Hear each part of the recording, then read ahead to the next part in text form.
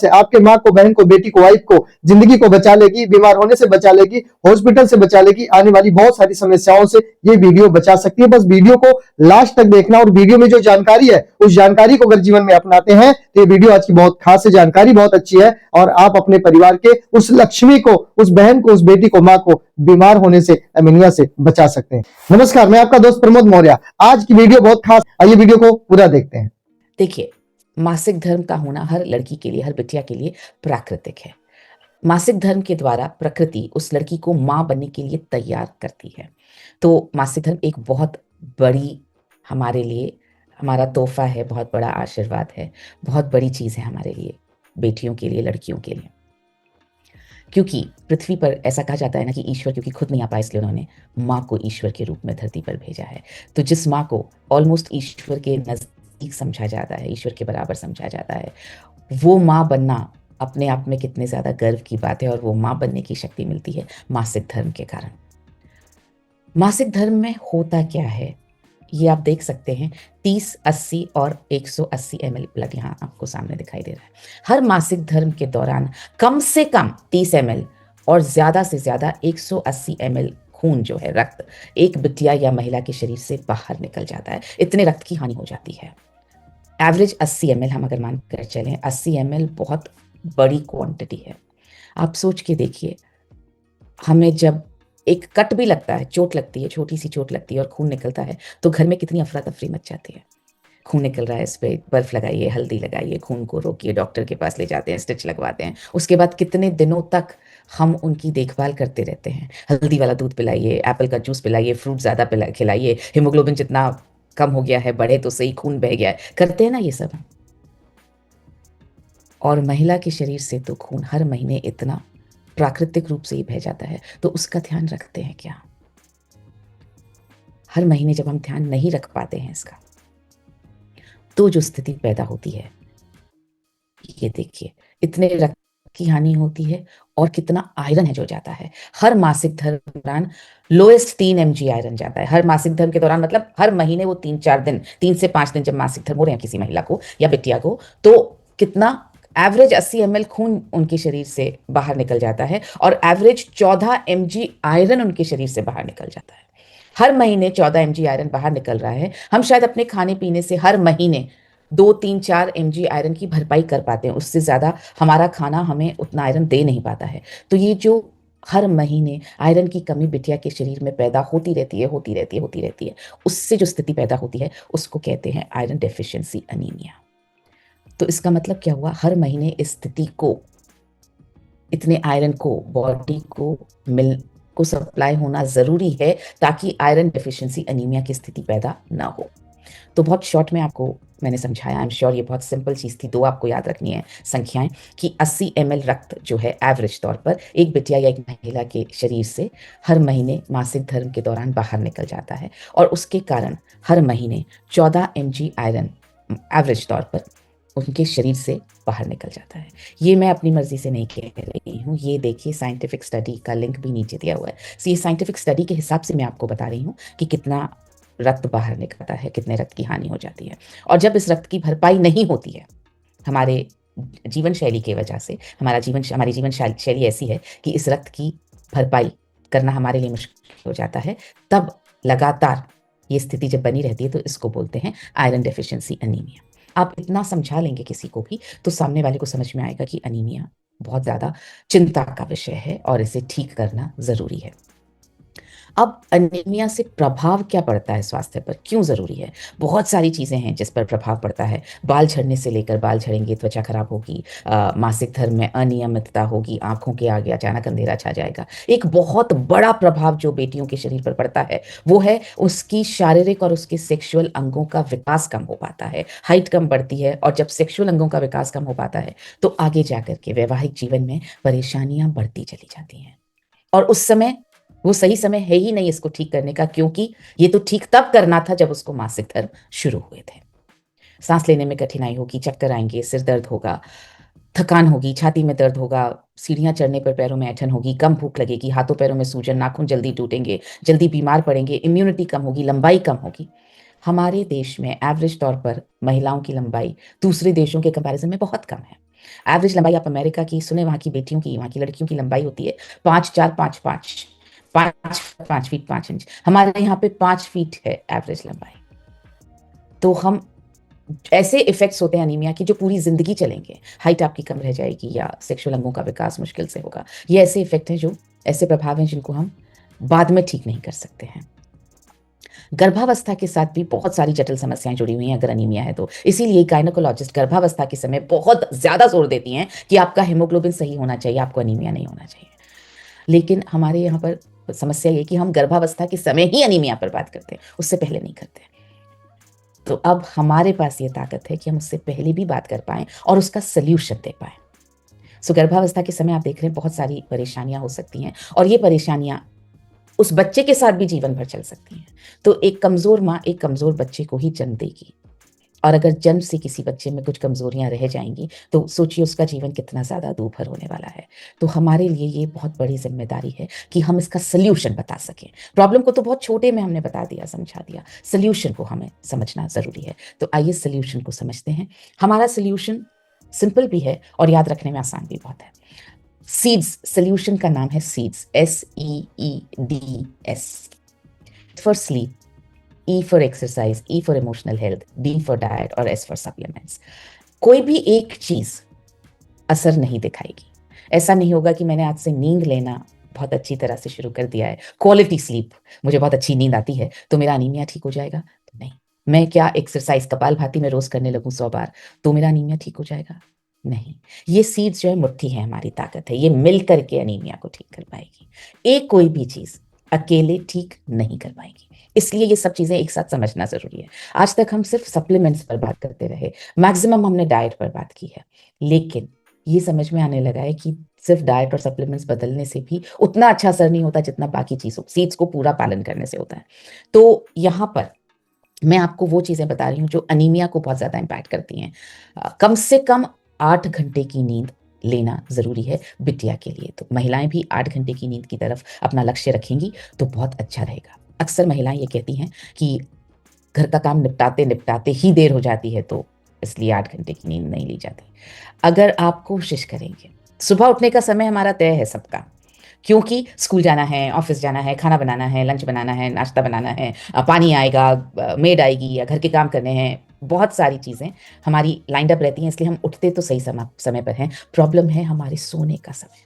तो कोशिश करें, अगर 5 बजे आपको उठना है तो उससे 8 घंटे पीछे आप काउंट करके 9 बजे के आसपास अपना प्लान बनाना शुरू कीजिए। आप कोशिश करेंगे तो 90 दिन में आपकी कुछ आदतें डेफिनेटली बदल जाएंगी। ज्यादा भरे पेट बिस्तर पर मत जाइए। कम से कम 2.5 से 3 घंटे पहले आपका खाना हो जाना चाहिए। ये जो कहा जाता था कि भूखे पेट ना तो भजन होता है और ना भूखे पेट नींद आती है, ये गलत है। भूखे शायद भजन, अगर भूखे पेट नींद तो बहुत अच्छी आती है, क्योंकि आपका पेट एकदम रेस्ट की स्थिति में होता है। इसलिए बच्चियों, सिर्फ बच्चियों को ही नहीं, बेटों को भी, सभी को हमें कोशिश करनी सोने से 2.5 से 3 घंटे पहले हम खाना खा लें। तो आप खाना खाने का समय अपने परिवार में रखें करीब 7 बजे का, ताकि आप 9 साढ़े 9 बजे सोने का प्लान कर रहे हैं तो तब तक आपका भोजन पच जाएगा। अपनी दिनचर्या में शारीरिक गतिविधि को शामिल करना बहुत जरूरी है। बेटियां, और स्पेशली पीरियड शुरू होने के बाद तो हम उनकी शारीरिक गतिविधियों को ऑलमोस्ट जीरो करवा देते हैं। बच्चे बहुत खेलते हैं, लेकिन जैसे ही बेटियों को पीरियड्स हुआ, हमें लगने लगा बेटियां हो रही हैं, हम बोलते हैं अब खेलना कूदना बंद, एक्सरसाइज करना बंद। मतलब एक्सरसाइज की तो हम बात ही नहीं करते, खेलना कूदना बंद करवाते हैं। और शादी के बाद तो महिलाओं के लिए व्यायाम करना बहुत ऐसे नेचुरल नहीं माना जाता है। अब जैसे जैसे जागरूकता आ रही है, महिलाएं व्यायाम करने लगी हैं, मगर अभी बहुत दूर तक हमें इस सफर को तय करना है। तो बच्चियों को भी आप प्लीज शारीरिक गतिविधियां जरूर करवाइए ताकि उन्हें नींद बेहतर आए। रोजाना 30 मिनट तक टहलना या डांस करना। अब हम बात कर रहे हैं एक्सरसाइज की। सो अभी हमने बात की नींद में लेने के लिए हमें किन किन चीजों का ध्यान रखना है। अब हम बात कर रहे हैं एक्सरसाइज की। डांस बहुत अच्छी एक्सरसाइज है। डांस तो आता नहीं है, करेंगे कैसे? टीसी सर से प्रेरित होकर के मैंने भी डांस करना शुरू किया। मेरे को डांस करना बिल्कुल नहीं आता, और तो जब मैंने उन्हें देखा तो मैंने कहा, जब सर अपनी झिझक को छोड़ करके और सर इसको अपना सकते हैं तो फिर मैं तो हुई क्या, मैं क्यों नहीं अपना सकती? तो डांस एक बहुत अच्छी एक्सरसाइज है, इससे मन भी बहुत खुश रहता है। टहलना ऑफ कोर्स एक अच्छी एक्सरसाइज है, मगर डांस से आपका मन बहुत खुश रहेगा। तो कोशिश करें, बच्चियों को तो आप ज़रूर डांस करना सिखाएं, और महिलाएं जितनी हैं, आपको किसी और के सामने नहीं करना हो तो आप बंद कमरे में करें, मगर डांस करना एक अच्छी एक्सरसाइज है। धूप का सेवन करना बहुत ज़रूरी है, क्योंकि विटामिन डी आपकी आरबीसी, रक्त कोशिकाओं के विकास में बहुत मदद करता है। तो धूप का सेवन आधा घंटा सुबह करें या आधा घंटा शाम को करें। धूप के सेवन करते समय बच्चियों को आप बता सकते हैं कि वो अनुलोम विलोम प्राणायाम करें या कपालभाति प्राणायाम करें साथ में, उसी वक्त धूप के सेवन के साथ। सुबह का समय बहुत अच्छा है, सूर्योदय होते ही अगर धूप का सेवन किया जा सके तो उसकी आप आदत डलवाएं। 15 मिनट तक कपालभाति प्राणायाम करने से 15 मिनट में करीब 100 बार कपालभाति प्राणायाम हो जाता है। का जो स्वास्थ्य है वो बहुत बेहतर बना रहता है, और आपकी गायनोकोलॉजिकल हेल्थ भी बहुत अच्छी बनी रहती है। ये एक ऐसी एक्सरसाइज है जो आपकी गायनोकोलॉजिकल हेल्थ में बेहद मददगार है। इसके बाकी फायदे तो बहुत सारे हैं ही। पेट पे वजन नहीं रहेगा, आपकी लंग की हेल्थ भी अच्छी रहेगी, आपका वजन कम होगा, ये तो फायदे हैं ही। लेकिन अनीमिया के हिसाब से कपालभाति के बहुत सारे फायदे हैं। ये रक्त के स्वास्थ्य को, उसकी क्वालिटी को और उसकी क्वांटिटी दोनों को बेहतर बनाने में मदद करता है।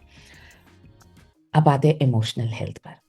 बच्चियों को इमोशनल हेल्थ, अपने इमोशंस को हैंडल करना, मैनेज करना हमें सिखाना पड़ेगा, क्योंकि बच्चियां अपनी मम्मियों को देख करके अपनी इमोशनल हेल्थ को हैंडल करना सीखती हैं। और हमारे देश में तो स्पेशली हमें पता है, महिलाएं बहुत ज़्यादा स्ट्रेस में रहती हैं।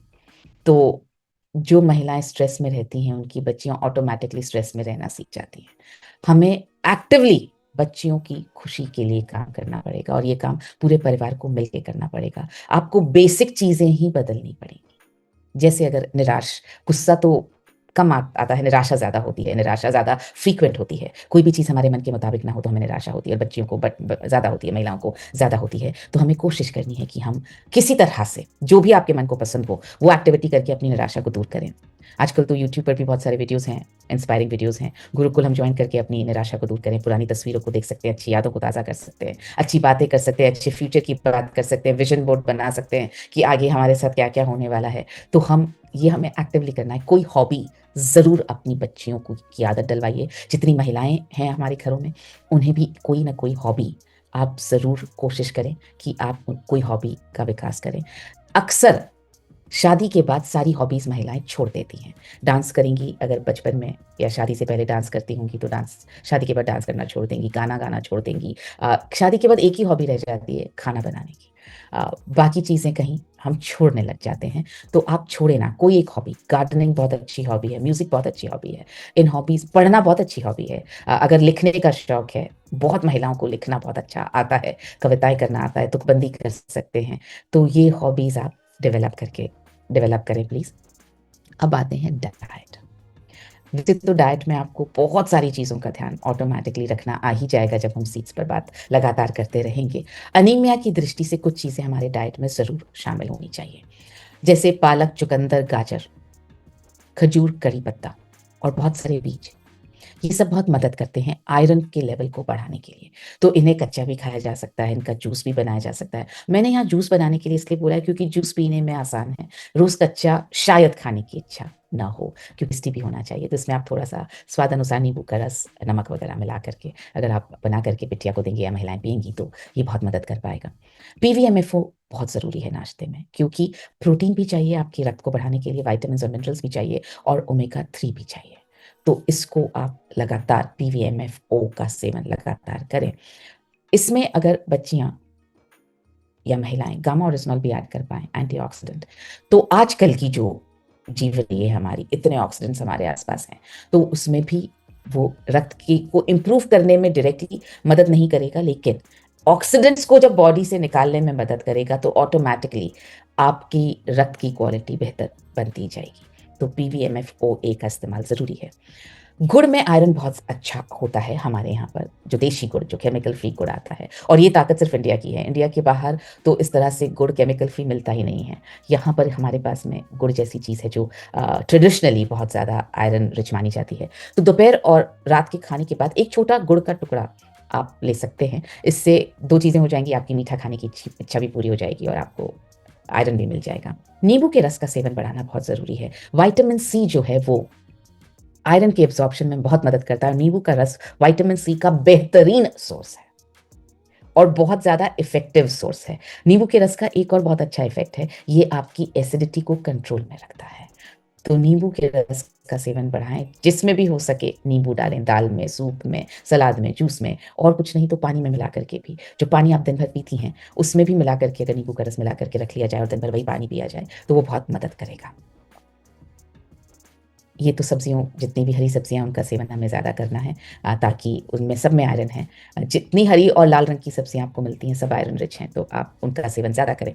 अनीमिया की स्थिति में घी बहुत लाभदायक है, कच्चा घी, पका हुआ नहीं। मतलब आप घी में सब्जी बनाने की बजाय कोशिश करें कि आप सब्जी बिना घी के बनाएं या बहुत थोड़े से घी में बनाएं, लेकिन ऊपर से कच्चा घी ज़रूर खाएं। सब्जी में डालकर, दाल में डालकर, खिचड़ी में डालकर, दाल चावल अगर आप खा रहे हैं तो किसी में भी आप कच्चा घी ऊपर से डालने की आदत डालें, तो ये बहुत मदद कर पाएगा। पक्के घी के कंपैरिजन में कच्चा घी ज़्यादा मददगार है।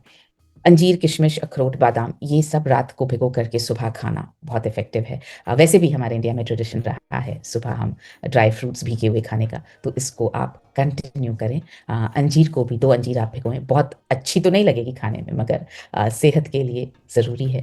तो पर मेरी आदत हो गई है, खाते-खाते आदत हो जाती है, तो आप अंजीर, किशमिश, अखरोट और बादाम, ये ज़रूर आप रात को भिगो दें और सुबह आप खाएँ। चाय, कॉफ़ी से परहेज़ करें। चाय और कॉफ़ी दोनों आयरन के एब्ज़ॉर्प्शन को कम करते हैं। तो हो सके तो आप ना पिएँ, लेकिन अगर आदत है तो कम करने की कोशिश करें। दिन में 2-3 कप पीने की आदत है तो कोशिश करें कि 1 आध कप आप कम पिएँ।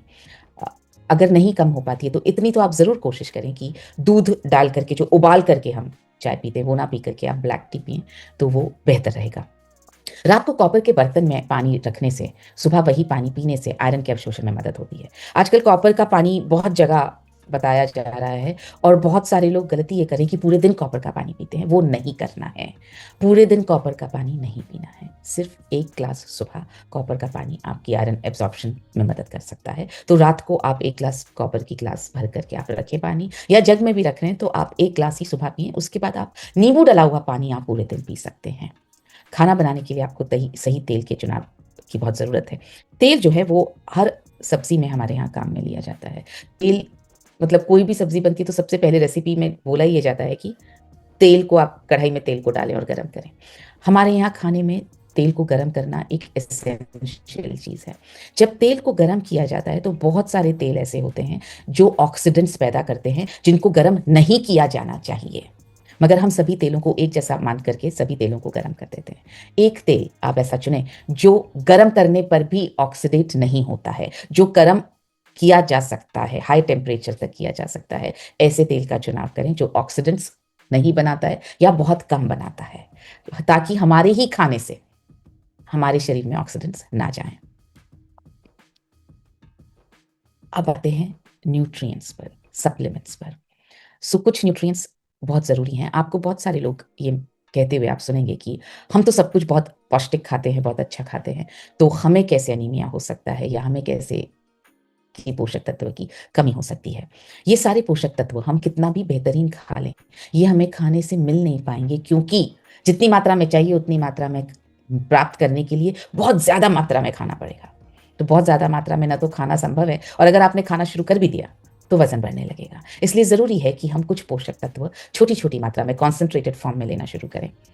जैसे आयरन, आयरन तो नो ब्रेनर है, आयरन बढ़ाना है शरीर में तो आयरन हमें लेना ही होगा। फोलेट, फोलेट की बात या फोलेट का शब्द, ये न्यूट्रिएंट का नाम आपने गर्भावस्था के दौरान ही सुना होगा। आपके घर में जब भी कोई महिला गर्भवती हुई है तब आपने फोलेट का नाम सुना होगा कि गायनेकोलॉजिस्ट कहती है फोलेट लेना बहुत ज़रूरी है। फोलेट सिर्फ गर्भावस्था के लिए ही नहीं, फोलेट हर उम्र में, बच्चियों से लेकर महिलाओं तक सबके लिए ज़रूरी है, क्योंकि ये नई लाल रक्त कोशिकाओं को बनाने में मदद करता है और इसीलिए गर्भावस्था में स्पेशली दिया जाता है। मगर सिर्फ गर्भावस्था तक सीमित नहीं रखना है इसको। फोलेट आपके शरीर के लिए रोज़ाना ज़रूरी है।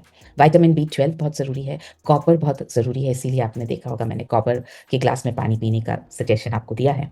इसी तरह से विटामिन A बहुत ज़रूरी है, क्योंकि ये लाल रक्त कोशिकाओं के निर्माण में मदद करता है। प्रोटीन बहुत ज़्यादा ज़रूरी है, क्योंकि प्रोटीन वो एसेंशियल अमीनो एसिड्स प्रदान करता है जो हीमोग्लोबिन बनाने के लिए आवश्यक हैं। प्रोटीन के बिना आप हीमोग्लोबिन को इकट्ठा करके नहीं रख सकते। इनफैक्ट हीमोग्लोबिन वर्ड में ही प्रोटीन है। जो हीमोग्लोबिन वर्ड है वो बना है हीम और ग्लोबिन से। हीम का मतलब आयरन, ग्लोबिन का मतलब प्रोटीन। तो हीमोग्लोबिन तो बना ही प्रोटीन से है, इसलिए हमें अपने शरीर को पर्याप्त प्रोटीन देने की आवश्यकता है ताकि हीमोग्लोबिन पर्याप्त मात्रा में हमारा शरीर बना सके। विटामिन सी तो मैंने अभी आपको बताया बहुत ज़रूरी है, क्योंकि आयरन आप खा भी लेंगे, अवशोषित नहीं होगा अगर विटामिन सी पर्याप्त मात्रा में शरीर में नहीं है तो विटामिन सी वो चाबी है जो आयरन को आपके शरीर के हर सेल में भेजती है। मैग्नीशियम बहुत ज़रूरी है और ओमेगा 3 बहुत ज़रूरी है। विटामिन सी ने एब्जॉर्प्शन के लिए आयरन को भेजा आपके शरीर में, आपके सेल में, लेकिन अगर सेल की परत इतनी मोटी है कि वो आयरन उसको क्रॉस ही नहीं कर पा रहा है, तो आयरन बढ़ेगा ही नहीं आपके शरीर में, हीमोग्लोबिन बढ़ेगा ही नहीं। इस परत को फ्लेक्सिबल, इसकी मेम्ब्रेन को फ्लेक्सिबल रखने का काम करता है ओमेगा 3, ताकि आप जो भी खा रहे हैं उसकी न्यूट्रिशन वैल्यू जो है वो आपके सेल्स को मिलती रहे। ये सारे सप्लीमेंट्स, ये सारे की सारे न्यूट्रिएंट्स बहुत ज़रूरी हैं। अब सवाल ये है कि ये सब मिलेंगे कहाँ पर? तो हमें पता है कि ये मिलेंगे न्यूट्रीचार्ज वुमेन में। न्यूट्रीचार्ज वुमेन जैसा सप्लीमेंट नहीं है, क्योंकि मैं वर्ल्ड बेस्ट सेलिंग सप्लीमेंट्स देख कर आई और क्लिनिकली प्रूवन नहीं है वो सप्लीमेंट्स। हमारा न्यूट्रीचार्ज वुमेन हीमोग्लोबिन का स्तर बढ़ाने के लिए विशेष रूप से क्लिनिकली प्रूवन है। और साथ साथ में आपको तो पता ही बहुत सारी और समस्याओं का समाधान देता है। आपके मासिक धर्म, महिलाओं के मासिक धर्म नियमित हो सकते हैं, पीएमएस का प्रॉब्लम खत्म हो सकता है, बालों की सेहत अच्छी हो सकती है, त्वचा की सेहत अच्छी हो सकती है। हमारे ही आरसीएम चैनल में कितने सारे लोग हैं, कितनी सारी महिलाएं और बेटियां हैं जिनके टेस्टिमोनियल्स अवेलेबल हैं, जिन्होंने बताया है कि मेरा हीमोग्लोबिन पहले इतना कम था, अब बढ़ करके इतना हो गया, या मेरे बाल बहुत गिरते थे अब नहीं गिरते हैं। इतने सारे टेस्टिमोनियल्स हैं हमारे पास में।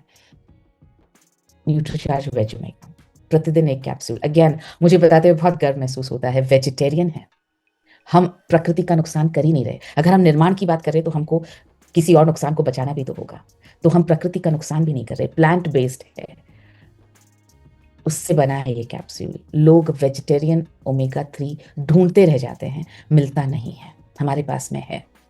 और ये आपकी सेल्स की सेहत को बहुत अच्छा बना सकता है। आप बहुत गर्व से सभी को दिखाइए कि हमारी कंपनी न सिर्फ सीड्स पर सलाह देती है आपको ठीक करने के लिए, आपके साथ साथ चलती है, बल्कि सप्लीमेंट्स और प्रोडक्ट्स भी ऐसे देती है जो दुनिया में वर्ल्ड क्लास क्वालिटी, मतलब दुनिया में सबसे अच्छी क्वालिटी के हैं। हेल्थ गार्ड ऑयल खाना बनाने के लिए सबसे अच्छा ऑयल है, क्योंकि ये हाईएस्ट टेम्परेचर पर भी, गर्म होने के बाद भी ऑक्सीडेंट्स पैदा नहीं करता है। तो अगर आप अपने घर का तेल बदल लेंगे तो बहुत सारी स्वास्थ्य की समस्याएं ऑटोमेटिकली होना कम हो जाएंगी, एसिडिटी होना कम हो जाएगी, न्यूट्रन बढ़ जाएगा। तो जैसे मैंने कहा था कि सही तेल का चुनाव करें, तो आप ये तेल हेल्थ गार्ड ऑयल का चुनाव करें। प्रोटीन की हमने बात की कि प्रोटीन 100% लेना है महिलाओं को, ये सोच करके नहीं कि मेरी मसल्स बन जाएंगी। देखिए, डोले छोले मसल्स बनाने के लिए कम से कम 120 ग्राम प्रोटीन आपको रोज लेना पड़ेगा और एक्सरसाइज करनी पड़ेगी। हम यहाँ पे 15 ग्राम प्रोटीन की ही बात कर रहे हैं। तो इसलिए इतना प्रोटीन तो ज़रूरी है आपकी मांसपेशियों को सिर्फ स्वस्थ रखने के लिए, आपकी रक्त कोशिकाओं को पोषण देने के लिए, आपकी रोज़मर्रा की ऑयलिंग के लिए। जो कहते हैं ना गाड़ियों में सर्विसिंग करवाते हैं ना, ये रोज की सर्विसिंग के लिए जरूरी है, रोज आपको ठीक रखने के लिए इतना प्रोटीन जरूरी है। तो Nutricharge cocoa Prodiet, Nutricharge strawberry Prodiet, Nutricharge Kesar Pista Prodiet, ये 3 प्रोटीन मैंने यहाँ स्लाइड में ले रखी क्योंकि ये टेस्ट में बहुत अच्छे हैं। तो जिन जिन महिलाओं को, महिलाएं थोड़ी, मैं खुद महिला इसलिए जानती हूँ, टेस्ट को लेके थोड़ा सा ज़्यादा रहता है कि अच्छी चीज़ होगी, टेस्टी होगी तभी हम खाएंगे। हेल्थ के लिए हम थोड़ा कॉम्प्रोमाइज़ करने में थोड़ा सा पीछे रह जाते हैं। तो टेस्ट के मामले में ये दोनों प्रोटीन बहुत अच्छे हैं। अगर आपको ऐसा लगे कि नहीं टेस्ट नहीं चाहिए, हमें तो ऐसा चाहिए जो मैं मिक्स कर सकूं, तो न्यूट्रीचार्ज ऑल प्रो बहुत अच्छा ऑप्शन है हमारे पास में। आप इनमें से कोई भी प्रोटीन का इस्तेमाल कर सकते हैं। प्रोटीन वैसे तो चाहिए 60 रोज, महिलाओं को 55 से 60 ग्राम रोज चाहिए। ये इनमें से इन सप्लीमेंट्स के मदद से आपको मिलेगा करीब 15 ग्राम। तो आप बाकी का प्रोटीन जो हमने डाइट में इतनी सारी चीज़ें डिस्कस की, उनसे हमें मिलेगा अगर हमारी डाइट ठीक रहेगी तो। अब हमें इस सब के साथ बनना है सेहत के सितारे। अपना हीमोग्लोबिन सबसे पहले ठीक करना है, अपने परिवार के किसी सदस्य का हीमोग्लोबिन सबसे पहले ठीक करना है, और उसके जरिए हमें पहले बनना है सेहत के सितारे। तो मैं आपको यहाँ पैरामीटर बता रही हूँ। अनीमिया आपका 3 महीने में 2 ग्राम या उससे ज़्यादा बढ़ना चाहिए, और बढ़ सकता है, 110% बढ़ सकता है अगर आप पूरा सीड्स को फॉलो करें तो। और पहले दिन और 90 दिन की लैब की रिपोर्ट दिखानी होगी। अगर आपने अब तक लैब से टेस्ट नहीं करवाया है, करवा लें। ऐसा भी हो सकता है कि आपने लैब से टेस्ट बहुत पहले करवाया, आपका हीमोग्लोबिन ऑलरेडी बढ़ चुका है, तो भी आप वो रिपोर्ट सबमिट कर सकते हैं। आपको बिल्कुल सेहत के सितारे के लिए तब भी कंसिडर किया जाएगा। अगर ऑलरेडी बढ़ चुका है तो, पर रिपोर्ट हो ज़रूर होनी चाहिए। वर्बली बताने से शायद उतना इफ़ेक्ट नहीं आएगा, तो आप लैब से टेस्ट ज़रूर करवा के रिपोर्ट दिखाएँ। अनीमिया की सामान्य पैरामीटर है हीमोग्लोबिन के लिए, जो हीमोग्लोबिन अनीमिया कंसिडर किया जाएगा या नहीं कंसिडर किया जाएगा, उसके लिए जो हीमोग्लोबिन के सामान्य पैरामीटर हैं, वो यहाँ आपके सामने है। महिलाओं में हीमोग्लोबिन अगर 12 ग्राम से कम है, तो वो अनीमिया की श्रेणी में काउंट होता है। पुरुषों में अगर 14 ग्राम से कम है, तो वो अनीमिया की श्रेणी में आता है। अगर आप आरसीएम का हिस्सा है, तब तो पुरुषों में 13 ग्राम से कम को ही आप अनीमिया की श्रेणी में मान लीजिए। आपका हीमोग्लोबिन 13 ग्राम से ज़्यादा बढ़ा हुआ होना चाहिए, और महिलाओं में 12 ग्राम से ज़्यादा बढ़ा हुआ होना चाहिए। तो ये सीड्स को फॉलो करके हमें बनना है सेहत के सितारे, और सीड्स को फॉलो करके हमें बनना है सेहत के मित्र। तो ये दोनों काम हमें करने हैं। इस पर, सीड्स पर और ज़्यादा जानकारी के लिए ये देखिए, मैं आपको ये देखिए इतने लोगों के टेस्टिमोनियल, ये जो बिफोर एचबी और आफ्टर वाला एचबी आप देख रहे हैं, इन सब की रिपोर्ट्स हैं हमारे पास में, इसलिए यहाँ पर हैं ये एचबी का नंबर। आप देखिए 9.2 से 12.9, 8.3 से 11.8, 9 से 13.9, 9.2 से 13.5, 11 से 13.1, 10 से 14.6, ये सारे रिजल्ट्स हैं। ये रिजल्ट्स आप दिखा सकते हैं, देखिए अनएंडिंग रिजल्ट्स हैं इतने सारे लोगों। तो हमारे यहाँ तो हमने तो न सिर्फ बाहर एक क्लिनिकल ट्रायल करवाया, बल्कि हमारे अभियान से जुड़ी हुई महिलाओं के साथ भी क्लिनिकल ट्रायल करवाया हमने। कैसे करवाया? हमने इन सब महिलाओं से बात की, 500 महिलाओं से हमने फोन पर बात की, और आधा घंटा वही क्वेश्चनेयर भरवाया जो क्लिनिकल ट्रायल में हॉस्पिटल में भरवाया गया था। वही क्वेश्चनेयर उनसे भरवाया हमने, पूछ पूछ के हमने भरा फोन पर, और रिजल्ट ये आया कि जो क्लिनिकल ट्रायल में आया था 3 महीने में एवरेज 2.5 ग्राम हीमोग्लोबिन बढ़ता ही है, वही रिजल्ट हमें अपने अभियान से जुड़ी हुई महिलाओं का आया कि 3 महीने में उनका भी हीमोग्लोबिन 2.5 ग्राम या उससे ज्यादा बढ़ा ही। तो हमारे लिए तो ये डबल क्लिनिकली प्रूवन सप्लीमेंट है। बाहर 100 महिलाओं का टेस्ट हुआ डॉक्टर की निगरानी में, और हमने 500 महिलाओं का सर्वे किया यहाँ पर। तो जितना कॉन्फिडेंस ये सप्लीमेंट हमें दे रहा है, उसके जरिए और सीड्स के जरिए हम मिशन 15 करोड़, जो हमें 15 करोड़ महिलाओं को अनीमिया से मुक्त करना है, हमें अपनी अपनी हिस्सेदारी उसमें अब आज डिटरमाइन करनी चाहिए कि हम कितनी महिलाओं तक इंडिविजुअली पहुंचेंगे। ये ना सोचें कि 15 करोड़ हैं तो उनको करना है, उनको करना है, मुझे तो नहीं करना। तो ऐसा नहीं करना है। अपनी जिम्मेदारी, अपनी हिस्सेदारी, हमारा इसमें 15 करोड़ में कितना योगदान होना चाहिए, उसका आज आप थोड़ा सा कैलकुलेशन कीजिए। और आज से आई एम श्योर सीड्स सुनने के बाद आपको बहुत कॉन्फिडेंस आया होगा कि मैं अच्छी सलाह दे सकता हूँ या दे सकती हूँ।